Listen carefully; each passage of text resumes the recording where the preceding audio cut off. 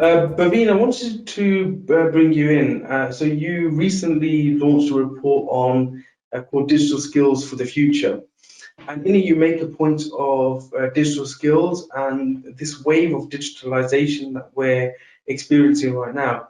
What potential does moving towards a digital era have in addressing some of the challenges around diversity and inclusion? Yeah, so thanks, Isa. So the report that Make UK launched last week in partnership with Sage was all about digital skills for a digital manufacturing future.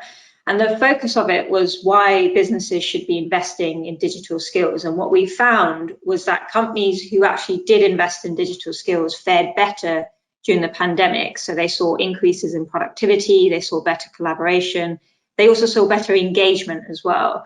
So when we're thinking about trying to engage with our staff a little bit more, trying to open up the industry, and as Jeremy has rightly flagged, our sector is not the most diverse. We need to reach out to other groups of people, left behind groups, people of BAME background, but all categories within the diversity and inclusion space. Digital technology and investment in digital skills, it's just one way to do that.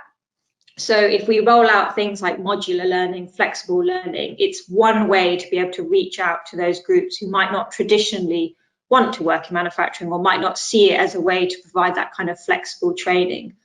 All of that, however, is contingent on the fact that people have access to the tools that enable them to actually access that training. So a laptop, a computer, a tablet, a good internet connection.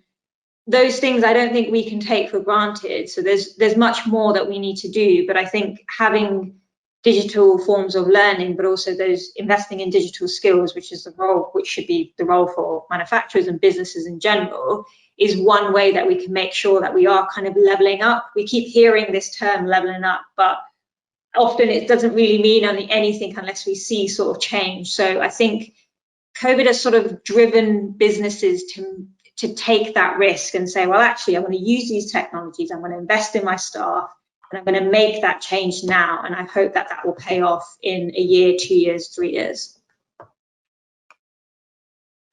Thank you very much for that. Bhavina, just a quick question on that. Is manufacturing seeing a transition when it comes to digitalization, particularly it benefiting, they're benefiting there? Really, so what we saw in our report was that we had lots of companies who had obviously invested in digital skills, changing their skills and training strategies in light of COVID to try and help upskill and retrain staff in these sort of like new digital skills. Just building a little bit on what Gillian said, I think manufacturing is one of those sectors that clearly needs to do a lot more in this space. Our diversity, I think, in terms of like BAME diversity, is the 4th worst sector. So there's clearly lots of work to do.